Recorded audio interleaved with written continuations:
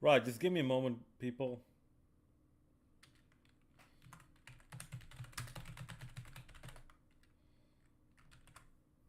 Just one moment, just setting up the stream and sharing it everywhere.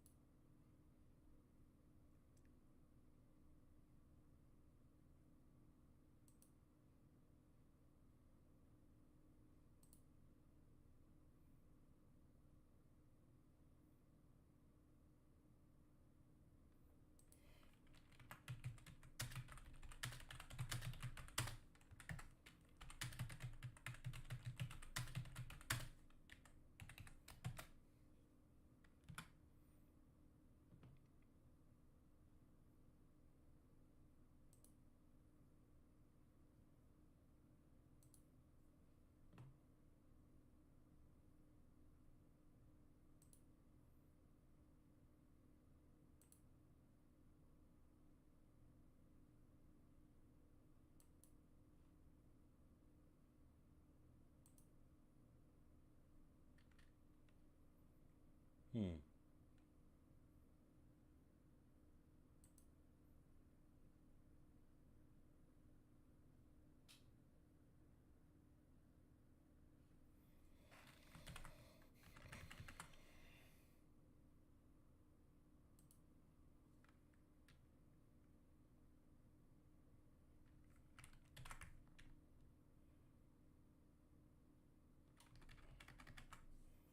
Just one moment.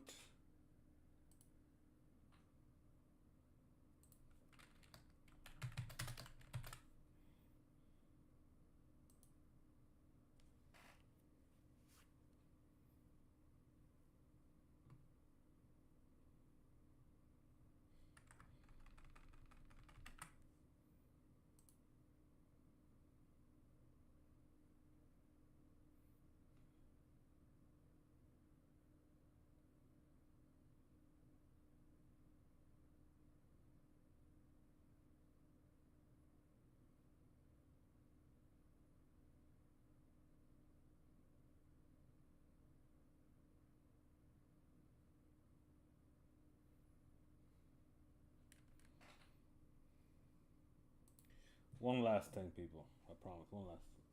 Actually, you know what? Never mind.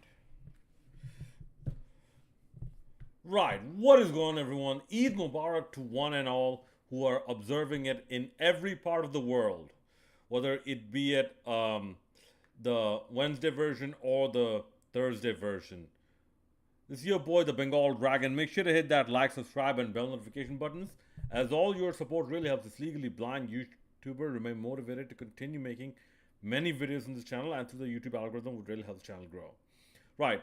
Let's first talk about আমরা কথা বলবো আজকে বাংলাদেশ ক্রিকেটের সম্বন্ধে naturally as you can see I have the jersey on right we're going to talk about Bangladesh cricket okay so a lot of people are still buzzing the way we basically ran Pakistan to the ground despite their fight back in the second Sylhet test.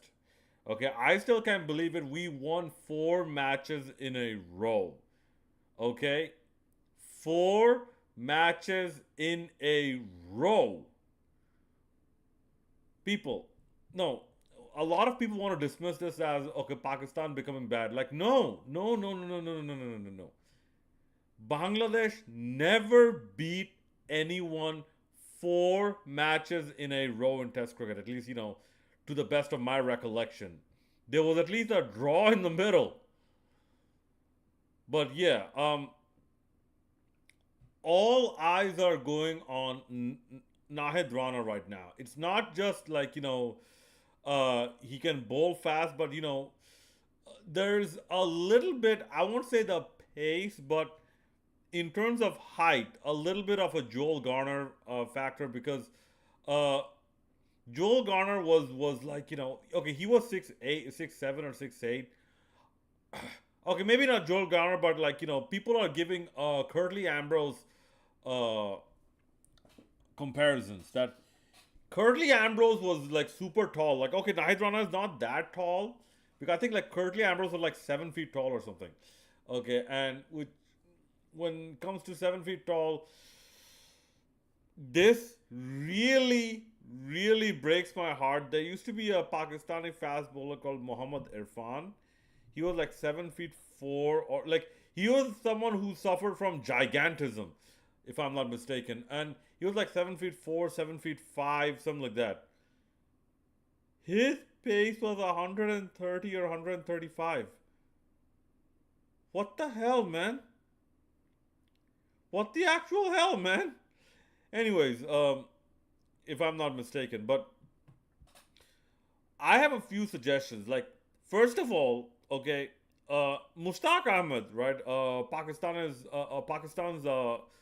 sorry, Bangladesh's spin bowling coach, okay, a former Pakistani leg spinner, mentioned something very poignant that no matter how much you change the top soil, okay, the base soil of the pitches you prepare will still will still be spin spin conducive.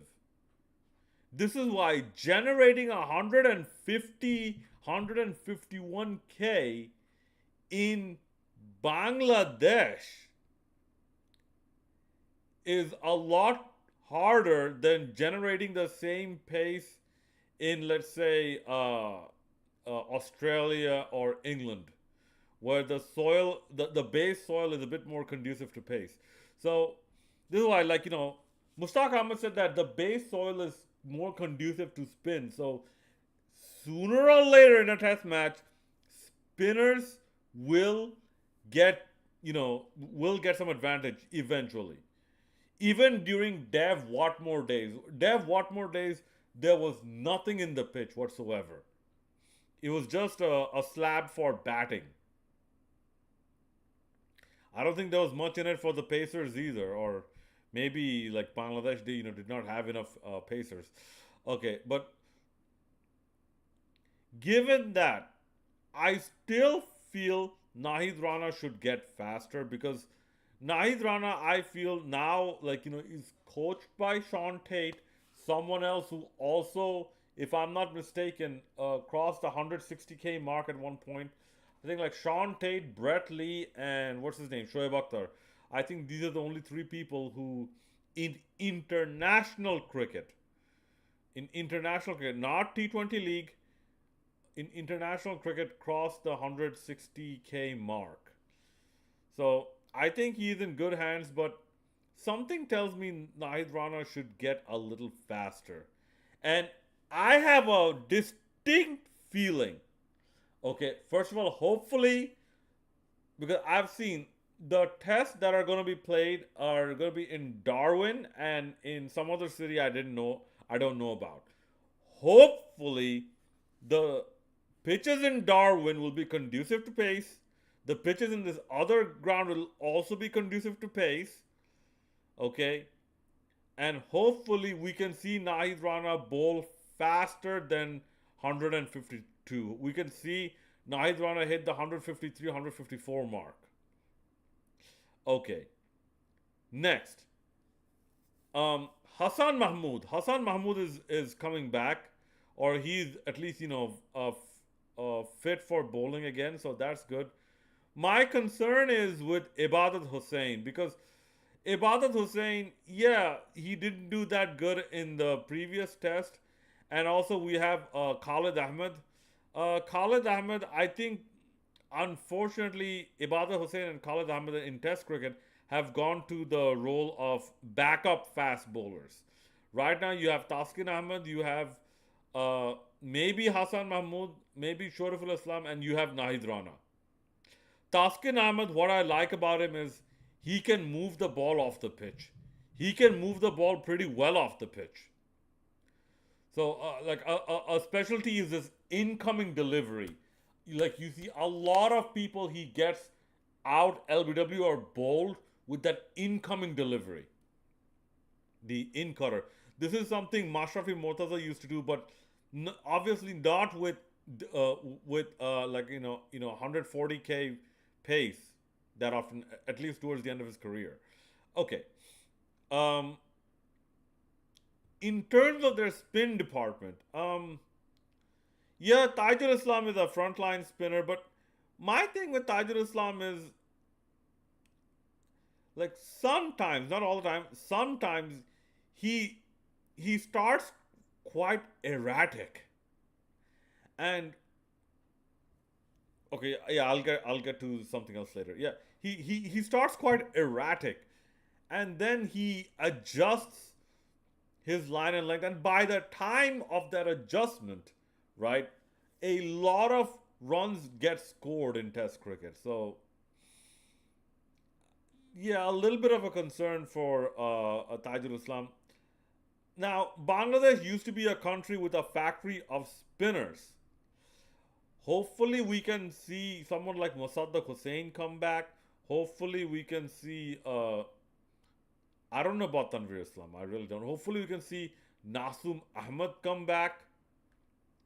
But in terms of right arm off spin, okay, Bangladesh are a bit more settled because Bangladesh have Naeem Hassan. I have a feeling this is another person who is going to do good in Australia because Naeem Hassan is tall. What happens when you're tall? You get the advantage of bounce. And we have people who know Naeem Hassan or who have seen Naeem Hassan, sorry, who have seen Naeem Hassan will tell you that Naeem Hassan can time to time give sharp turn to the ball, which is gonna be useful with a factor that I'm gonna come to soon enough. Okay, now their middle order batting seems set. Okay, their top order batting. This is where I have some concerns. Shadman Islam, okay, maybe stick around for a game or two more, but the other end, see, I've been always of this principle that someone should hold up one end while a younger person takes care of the other end, especially when it comes to opening partnerships in tests. You can't have two rookie people. So this is why, like, let's say a combination like Tamim Iqbal and, no, sorry, Saif Hassan and Tanzid Hassan Tamim, or Muhammadul Hassan Joy. I am not for this. Even if it's the left right combination, I am not for this. Shadman Islam, okay, but I want to see him do more. Okay, and I don't know. Maybe this is the fan in me talking, but Shommo Sarkar. Especially considering the fact that Shommo Sarkar seems to be more well adapted for bouncier wickets. Because do you guys, yeah, it was an ODI, but do you guys remember that 164 or something Shommo Sarkar hit in New Zealand? Yeah, bouncier wickets. But if not, and don't worry, I'm like, okay, at least in ODI, I think Shommo has been given enough chances. Maybe in test, try him out one more time. But yeah, that's where a weakness of Bangladesh lies, the opening. Which brings me to the final point.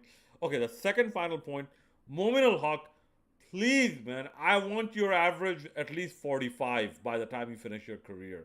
Man, you had a 50 plus average for such a long time, and then it sank like a stone to below 40, man. Come on, man. But anyways, my last point, the Kookaburra ball. People, if you have never played with a Duke's ball versus a Kookaburra ball versus a Slazenger ball, the Kookaburra ball, the seam gets much more pointy.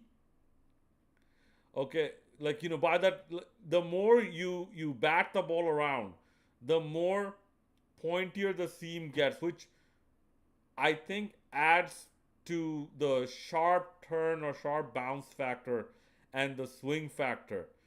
And this is why, like, people like Naeem Hassan, I think, can take advantage of this and, boost his repertoire. Uh, you know, by practicing with the Kookaburra ball. And I honestly think the first round of practice should happen with adjusting to the Kookaburra ball. domestically or within indoor training sessions or outdoor training sessions. The second thing, I think there ought to be some warm up matches or at least a training camp in Australia before the tests. And you know what? I'm going to throw in an additional point over there. Okay. We need to address the Shakib Al Hassan question. Okay. People like or hate his politics. Shakib Al Hassan has undoubtedly been the greatest cricketer Bangladesh has produced. And I feel, at least for Shakib, he deserves a send off, a proper send off from cricket. Like announcing his final match. And I have a feeling that if for no other reason, for one test match, okay, either whilst touring Zimbabwe or whilst touring Australia, Shakib Al Hassan deserves a farewell match. Let me know what you think in the comment section below. As you know, I'm keeping an eye on the chat. There's no one there, but yeah, let me know what you think in the comment section below. And as always, hit that like, subscribe, bell notification buttons. Once again, Eid Mubarak to one and all. This is your boy, the Bengal Dragon, signing out as soon as I can find the end stream button.